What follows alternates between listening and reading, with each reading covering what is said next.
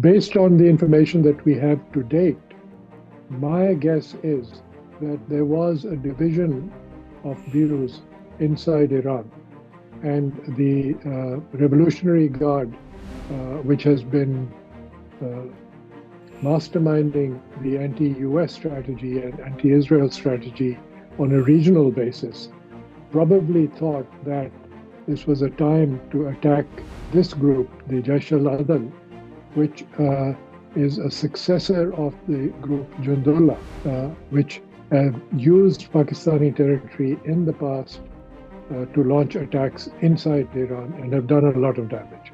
Audience greeting.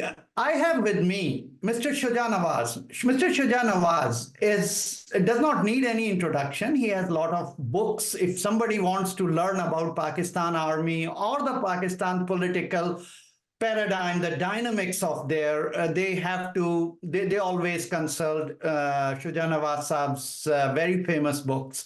So today I am going to spend some time with Shuja Nawaz Saab to ask him how he sees what happened on Iran and Pakistan border, why Iran did this action, and what will be the consequences. We will ask him what he thinks, if Pakistan's reaction was right, or Pakistan should have waited and until this thing resolved diplomatically. Shuja Nawaz Saab, thank you very much. So kindly let us know how you see this whole thing. Thank you, Misbah. It's always good to speak with you. This is an issue on which we were obviously very engaged immediately as it happened. And at the Atlantic Council, where I'm still associated as a distinguished fellow, we put together a group of experts, and our opinions were shared immediately, and those are available for those that want to read them. But more information has now obviously become available since that very first day when the Iranian attack took place inside Pakistan's province of Balochistan from the Iranian side, where Sistan-Balochistan province abuts Pakistan and Afghanistan.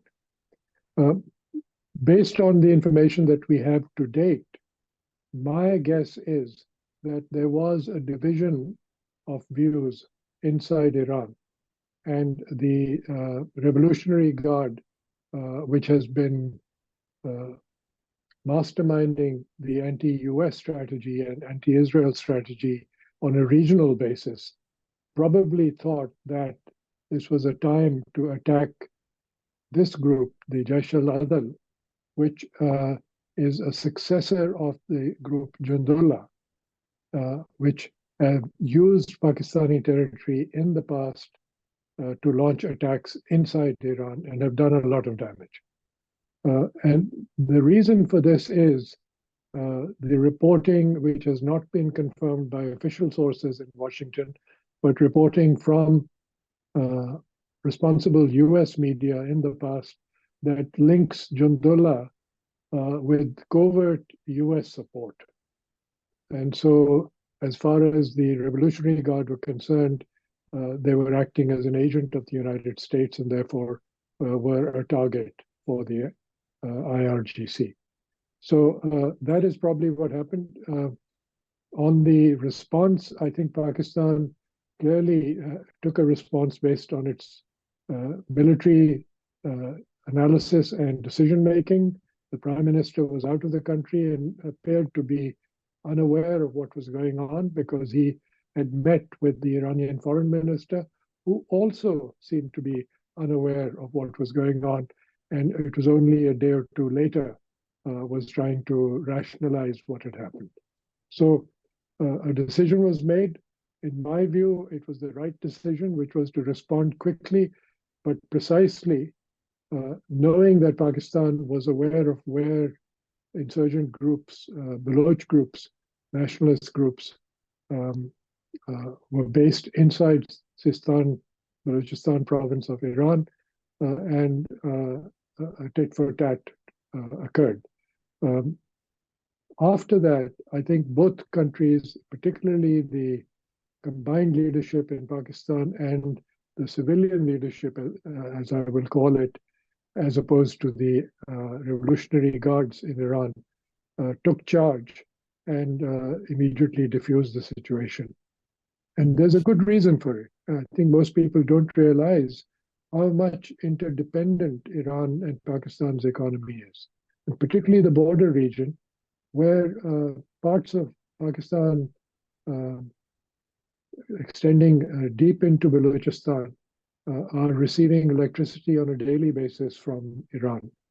Apart from that, there is official trade which exceeds $2 billion a year, and unofficial trade, which involves smuggled goods as well as diesel and fuels, other fuels, accounts for maybe as much, if not double, the official rate. So you're talking of something like $2 to $6 billion of trade with a neighboring country.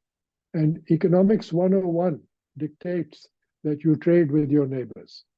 And since Pakistan is not trading with India, I think Iran remains its main trading partner.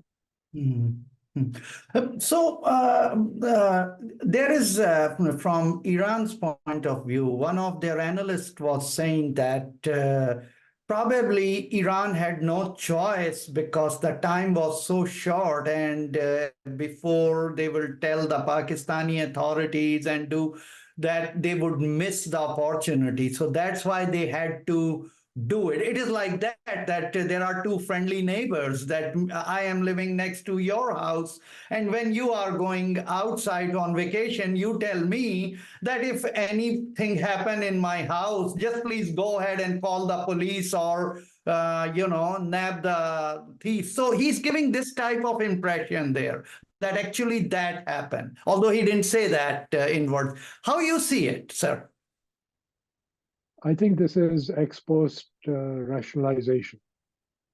This is not a true explanation because it does not take that much to pick up the telephone and arrange a call with a civilian or military counterpart if you have something that needs to be urgently dealt with. So even if it was the Pasadaran, the Revolutionary Guards, and they were aware of some planning for a fresh attack on Iran, and if they were aware that it was occurring from a base inside Pakistan and that Pakistan may not be aware of it, I think it was incumbent on them to inform the Pakistanis. And of course, the proof of the pudding is in the eating. They would have seen if Pakistan took any action or not. And of course, the next time, if Pakistan didn't take any action, the next time they wouldn't inform Pakistan. But that did not happen. That prior communication did not take place. I think it is very critical that these two countries resolve this matter and now quickly follow up to remove from their territory both these types of groups so that they don't have sanctuary in a friendly country.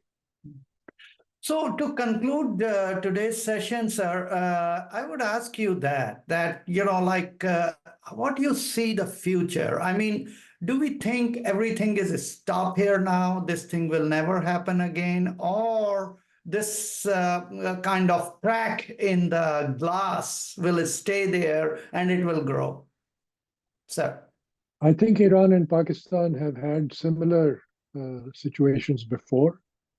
And it has always been a slightly fraught relationship.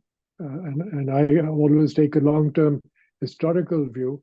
In November or December 1972, there was an interview given by the Shah of Iran to C.L. Sulzberger of the New York Times, in which he complained of anti-Iranian groups in Balochistan and complained about the troubles in Balochistan. And he actually said that if Pakistan cannot control it, then Iran will have to come inside Pakistan and control them.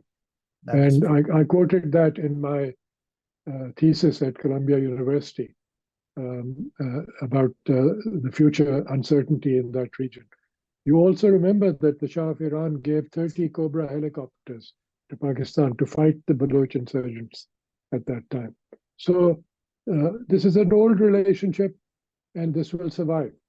In my view, Iran, Pakistan, Afghanistan have to live and die together, because economically, culturally, politically, they are interlinked and they're interdependent. And I think it's very critical that people in Pakistan and in Iran keep that in the forefront without trying to get any short-term advantage one way or the other. Mm-hmm. Mm-hmm. So, the audience, you heard what Shuja Nawaz Sahab had to say, and the way coming days we will see what's going on. And we would request Shuja Nawaz Sahab, so kindly keep joining Naya Daur and New Wave Global, so that we can keep getting guidance from him in coming days. Thank you very much, Mr. Nawaz. Appreciate it. Thank you, Goodbye. Misbah. Thank you.